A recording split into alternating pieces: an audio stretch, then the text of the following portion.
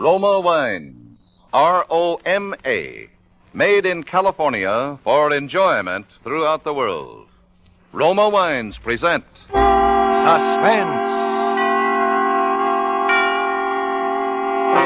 Tonight, Roma Wines bring you the MGM star, Miss Marcia Hunt, as star of Pink Camellias, a suspense play produced, edited, and directed for Roma Wines by William Spear.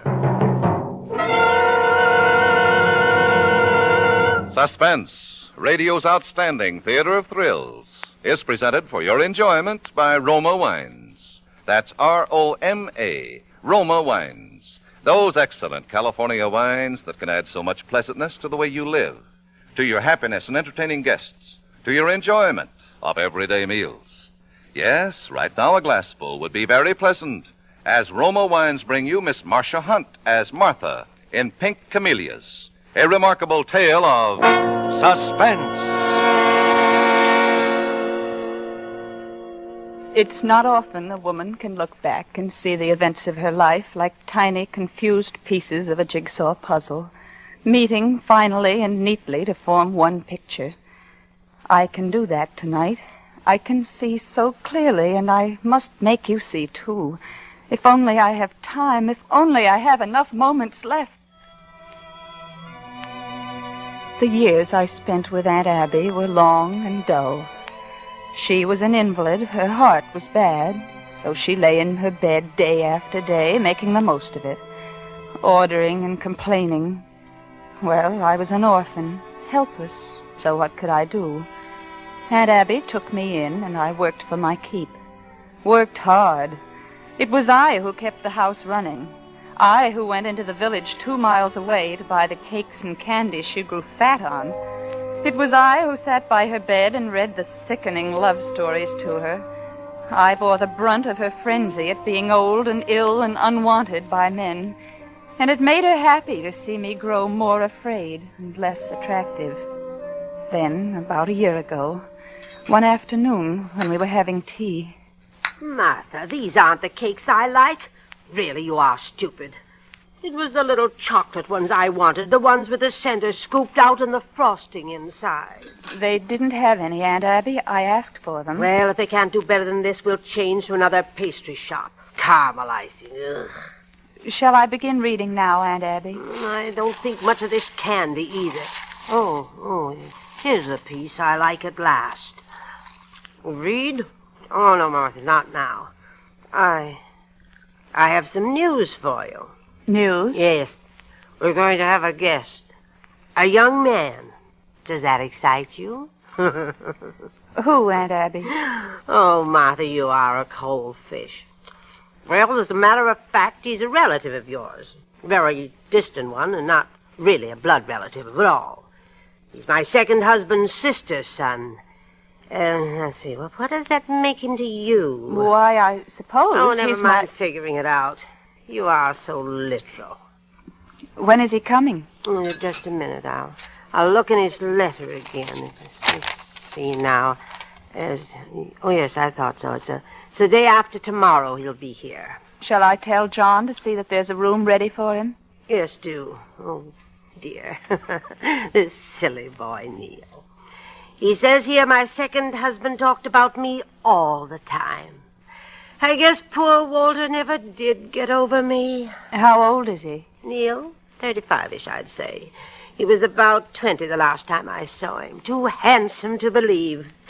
But don't you go getting ideas about him, miss. Whether he's handsome or not, I don't want you making a fool of yourself. Anyway, Martha, you're just not the type of woman he'd look at twice.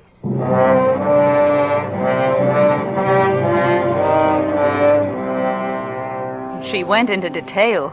She compared me to herself and told me no man who had known her had ever forgotten her. And I looked at her, lying there, fat and old with a fleck of chocolate on her chin. Neil came 2 days later. I watched him make over Aunt Abby. I watched him hold her hand too long and smile too sweetly at her. And I knew from the first moment that Neil Garson was weak and without a shred of principle.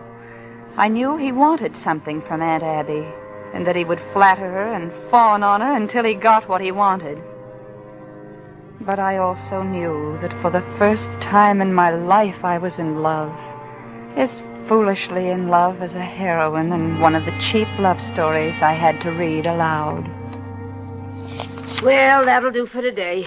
I do wish, Martha, that you could learn to read with some expression. I'm sorry, Aunt Abby. I'm no actress. You're the dullest girl. Oh, I think she does very well, Abby, and I don't think she's dull. Of course she is. No, I think she has great depths, unexpected depths. You're talking like a fool, Neil. Do you want me to do anything else for you, Aunt Abby? No, you can leave now. You do get on my nerves sometimes. Oh, just a minute, Martha. Why is it you always wear your hair pulled back so tightly? My hair? It would look wonderful falling to your shoulders. It's a beautiful shade of red, you know. Like her mother's, isn't it, Abby? Neil. My mother? How do you know anything about my mother? Why, even Abby I never... told me about her. Showed me a picture, too. But, Aunt Abby, you never showed me a picture of her. Where is it? Back in the trunk where it belongs. Now, Neil, my dear, would you please leave us alone? I have something to discuss with Martha. But please, Oh, I'd like to certainly, see Abby. it. I've never seen... Now, Missy, I have something to tell you that I don't expect you to like. Yes? You know that Neil is a writer. No, I didn't know. His things are very artistic. He's read some to me. Oh, but of course it's hard to make a living when you write things that most people are too stupid to appreciate. Yes, I guess it would be. Well, I've decided that he shall have his chance to do what he wants to do without having to worry about scrabbling for a living. I've left him half my estate. Only half? Don't be sarcastic, Martha. There'll be plenty for you. Of course there will. I don't need much. I'd have no way to spend a great deal of money. I do believe you mean it. But you're right. You'll just go along the same way after I've gone. You'll certainly never marry. No. No, I won't marry. Aunt Abby, my mother wasn't plain like I am, was she? She was beautiful, wasn't she? Are you going to start that again? But why won't you tell me about her? Because she wasn't like us. She didn't fit into our family at all. No, you're not like her, Martha. And you can get down on your knees and thank heaven that you're not.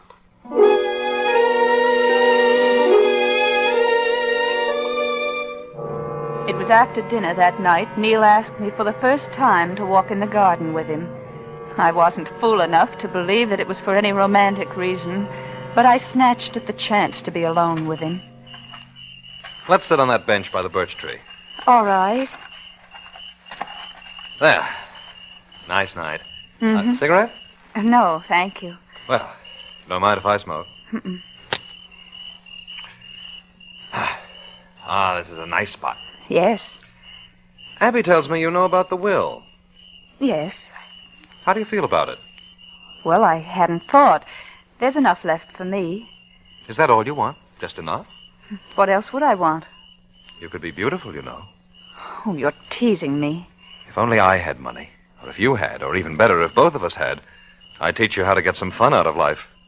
You would? Would you like having me teach you, Martha? Oh, There's no use talking about it. Neither of us has any money and probably won't have for years.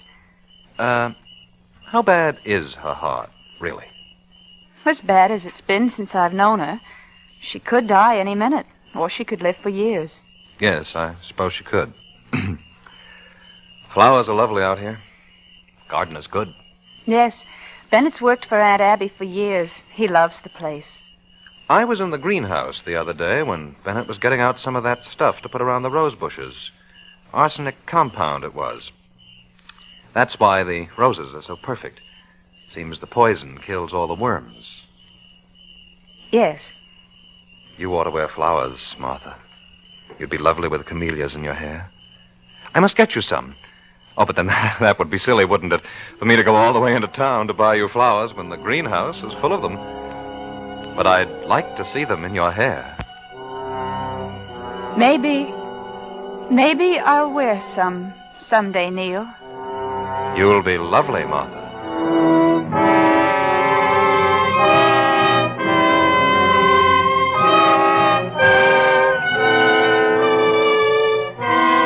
For Suspense, Roma Wines are bringing you as star Marcia Hunt in Pink Camellias by Charmian McGurk.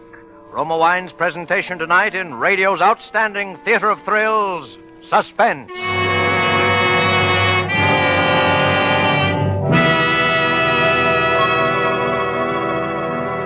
Between the acts of Suspense, this is Truman Bradley for Roma Wines. If any week in the year deserves the name of Hospitality Week, this is it. Christmas to New Year's, the golden days of the year, when welcome is the watchword and gracious hospitality is everywhere. Says famed hostess Elsa Maxwell, I keep the festive spirit bright by entertaining with Roma California wine. Whether I serve glorious amber Roma sherry, warm, heartening Roma port, rich golden Roma muscatel, or flame-bright Roma Tokay, I know I have chosen the wine my friends thoroughly enjoy. Like all Roma wine, these Roma dessert wines are true wines, crushed from choicest grapes, grown in California's finest vineyards. Then, unhurriedly, guided to glorious taste perfection by Roma's ancient winemaking skill, bottled at the winery. So, to add warmth to your welcome, or for a perfect ending to your holiday dinners, serve a fine Roma wine. Get Roma wine tomorrow. Only Roma gives you so much taste luxury for so little. Remember, because of Roma's uniformly fine quality at low cost, more Americans enjoy Roma than any other wine. And now, Roma Wines bring back to our Hollywood soundstage Marcia Hunt as Martha in Pink Camellias, a play well calculated to keep you in suspense.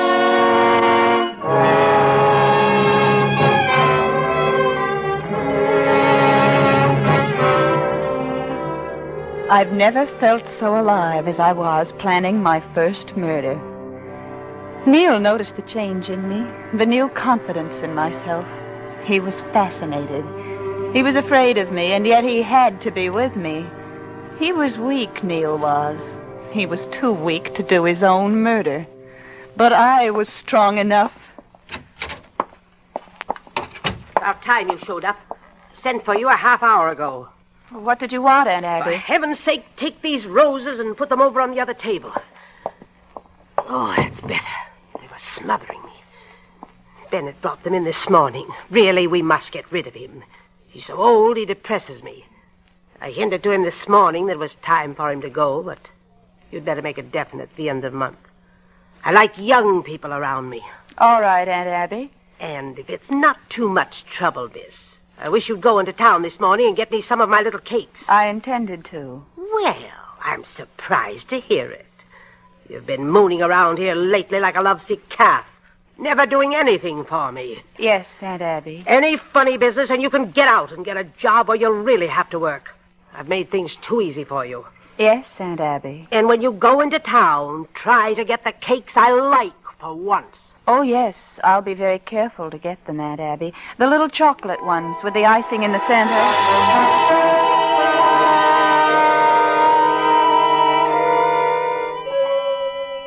The cakes she loved best. The icing in the little hole in the center was soft and chocolate brown. The arsenic lightened it hardly at all, but then it took so little. Hardly more than enough to kill one of the worms on the rose bushes. I dressed carefully that day. I wore a dress that made my eyes green and brought out the red of my hair. I have never looked so well. Just before I got the tea tray lunch, I walked out to the greenhouse and picked 2 camellias of the faintest pink. They looked lovely in my hair. Well, where have you been? Here's your tea, Aunt Abby. I've waited long enough. But you got so few cakes. Only enough for today. Honestly, Martha, I have few enough pleasures in life. I should think you'd show me some what's in that dish? Strawberries? Yes, Bennett sent them in for you. Oh. They're the first of the season. He's trying to get around me so he can stay. Well, it'll do him no good. Put plenty of cream on them. That's it. And a cake, Martha. Here you are, Aunt Abby. Where's Neil? He's working. He'll be in later. Is this All the strawberries? Yes, but Bennett said there would be more in a few days if you want them. He has them set up in boxes in the greenhouse. Just one more cake, Martha. That's it. Why are you all dressed up? I'm not. It won't do you any good. You'll never get him. You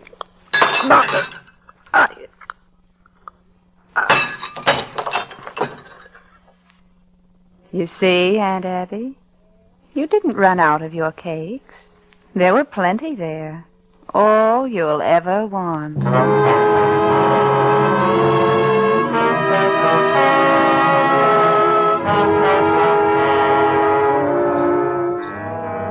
There was no investigation into Aunt Abby's death. It was surprising, the doctor said, that she hadn't been carried off by a heart attack before. There were no surprises in the will. She had left small bequests to the servants and the rest of the estate to be divided between Neil and me. Very soon now we'd have our money. And I'd have Neil. I had a hold over him now, for the knowledge of murder shared is as strong a bond as love. For a while, Neil was in the best of spirits, but gradually, as we waited for the money, he changed. A few more days in this house and I'll go off my head. Nothing to do but sit around these gloomy rooms and read musty old books. You're jumpy, Neil. Well, what if I am? There are things that would make anyone jumpy. I know. You don't know. You like remembering. When that little smile comes on your face, I know you're remembering. Shh. John's coming. What do you want, John? I brought tea, sir. Well, put it down here. Beg pardon, Miss Martha. Yes, John. I thought I'd better speak to you about Bennett. Bennett? What about him, John? Well, he hasn't been himself, you might say, since your aunt died. I don't know the last time I saw him eat a mouthful of food. He just sits and stares into space. And today's down on his back. Really sick? Half-starved, I'd say, miss. And brooding about something. Brooding? I don't know what about, miss. He doesn't talk. Oh, I'll call the doctor. And I'll go out and see him myself. Thank you, John. Yes, miss. I'll tell him you're coming. Bennett knows. Shh. Don't be a fool. Of course he doesn't know. No one saw me in the greenhouse. He knows, I tell you. I'll go and talk to him. Maybe I'll take him some hot soup. You're kind, Martha. You're so kind. But he won't drink your soup. He knows.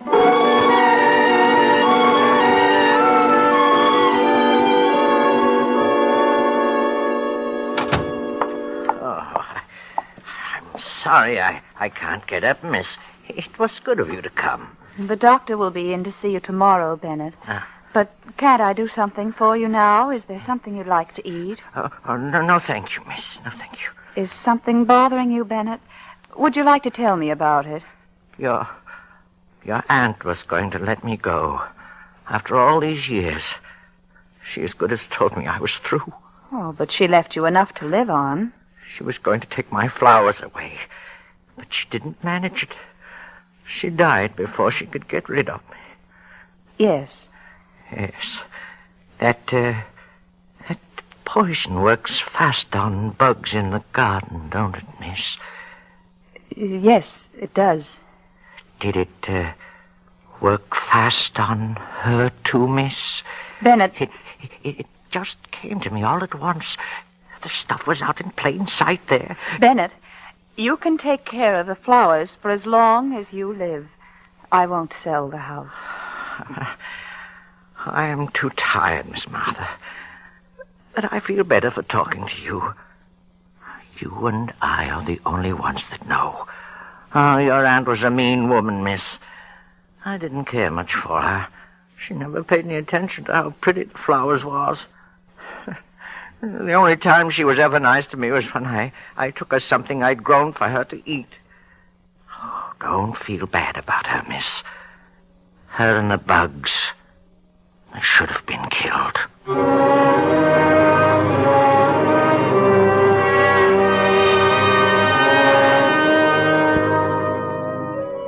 I sat up with Bennett all night until he died. He didn't speak of my aunt or the poison again, and I never knew how he had guessed. Bennett's death did something strange to Neil. It made him really hate me. I've been looking for you, Neil. I wish I never had to see you again. What kind of poison did you use on old Bennett? I've told you 1,000 times I didn't kill him. You make my skin crawl, Martha. That's too bad, because you're going to have to be around me for the rest of your life. I've been thinking, Martha. Yes? I'm getting out now. You'd better wait until things are settled. I've thought things out, Martha. I had nothing to do with Abby's death. There's no way they could prove I had. They could prove it as well about you as about me, Neil. I'd tell them you did it. I'd tell them just how you did it. No. You're the logical one to suspect. You're the one who came here and made a hateful old woman decide to leave you a fortune. If I'd been after the money, I could have killed her long ago and got twice as much. Oh, no, Neil. You mustn't tell the police anything. They might hang you for it. Not when they learned about your mother. My mother? Yes, that beautiful mother of yours. And you're like her, Martha. You're so like her, with your hair down around your shoulders and the pale pink camellias pinned in it. That lovely mother who killed your father and herself. That beautiful, insane mother.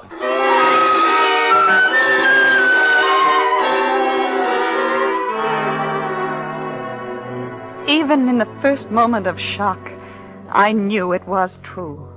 Neil wasn't lying. That was why I had never been told about my mother. That was why murder had seemed so right and easy for me to do. Neil thought now he was the leader once again. I let him think it. I pulled my hair tight at the back of my head and shrank back into the colorless woman who couldn't possibly be a threat. Say, Martha. Yes? Come in here a moment, will you? What is it, Neil? I wish you'd ask around and find a good doctor for me to see. I'm having trouble with my eyes.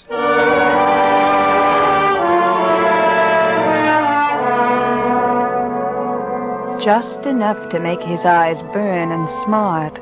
Just enough to make a little rash come out on his skin. Not enough yet to let him know he was dying. The night came, though, when I decided to finish my work. Tonight, I planned a wonderful meal. Squab and wild rice and strawberries from the greenhouse. We had coffee in the drawing room. Neil took sugar in his. Neil took sugar that was loaded with death. I drank my coffee black. Another cup, Neil. Thanks. I don't expect to sleep anyway, Martha. Why don't you? I'll be thinking about you. How beautiful you look. I'm glad you made yourself lovely for me. I'm happy you think I'm lovely. Are we friends again? Of course. I'm sorry I had to be so rough on you, but you were getting out of hand there, you know. Maybe I was. I just want you to know, Martha, that I've never felt about any woman the way I feel about you. If things had been different... I thought I sickened you. I was afraid of you, the way you were then. You were so cold. I wasn't cold. I loved you very much. And now?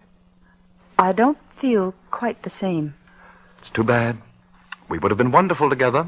But you can understand how I feel, can't you? I mean, knowing about... Yes, I can understand. What's the matter? The pain. Nothing. Oh, dear. What is it? I knew I'd forget something. Oh, what's that? Flowers for my hair. Oh, well, there's some over here in this vase. I brought them in this afternoon. There. Do they look all right, Neil? I haven't a mirror. Why, yes, but they're like the ones you... They're camellias, my favorite flower. These are the last of the pink ones. Pink camellias. You look so strange, Neil. What is it? You look like you did just before... Before I killed Aunt Abby? Yes. I seem to look my best when I'm killing someone. Martha. But of course, Neil, you're dying. You've been dying for a long time. But it hurts now, doesn't it?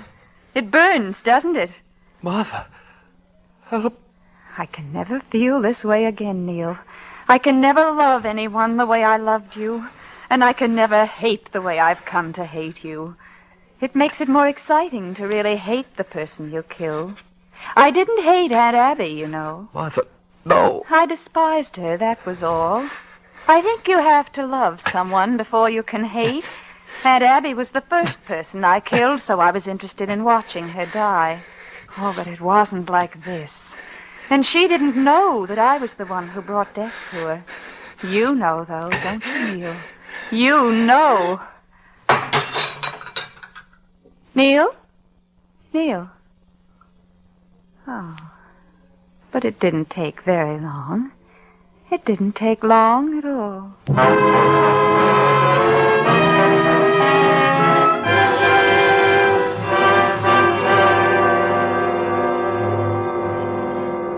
I finished eating my strawberries, then I left him, crumpled there in the drawing room. John would find him and call the police. But it was while I was walking up the stairs to my room that I knew I wouldn't be able to tell them how I had worked things out. I had intended to be here to tell them. I thought I would have years of life in a quiet little room where I could remember everything. They don't execute the insane, you know.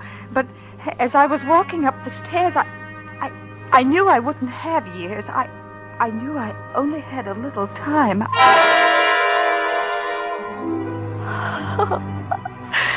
Bennett and his strawberries.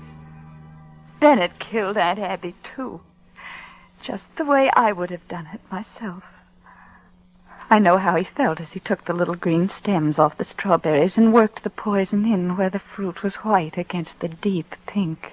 He must have been happy as he worked.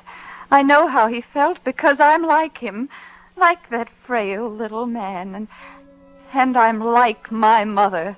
All people who kill are alike. I should have known Bennett was like me. If I had known, I wouldn't be dying now. I'd have all the years to remember in. And Abby will be pleased at the way things happened, and Neil will laugh. Neil will laugh.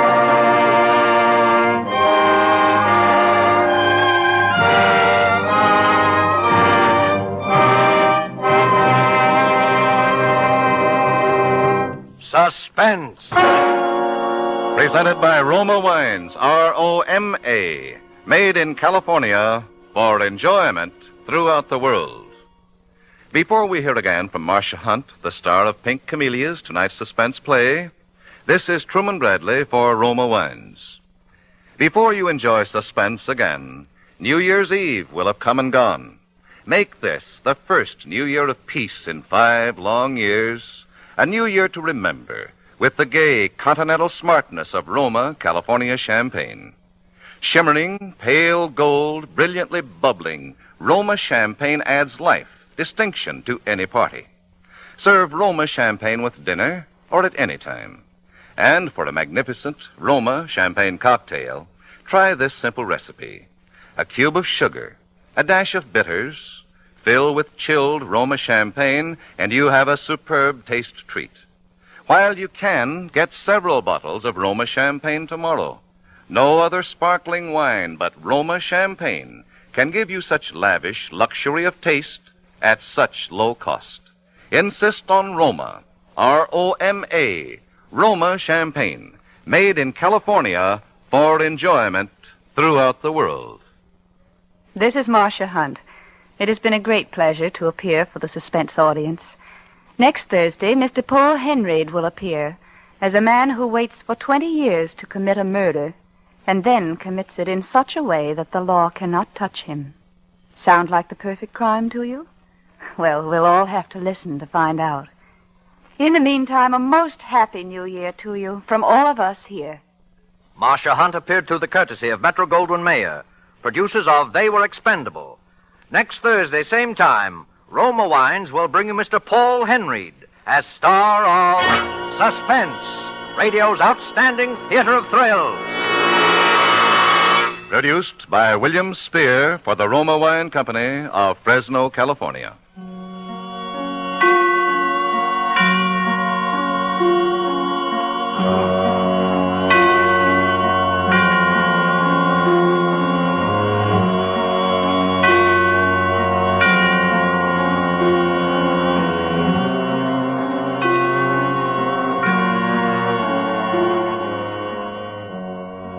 This is CBS, the Columbia Broadcasting System.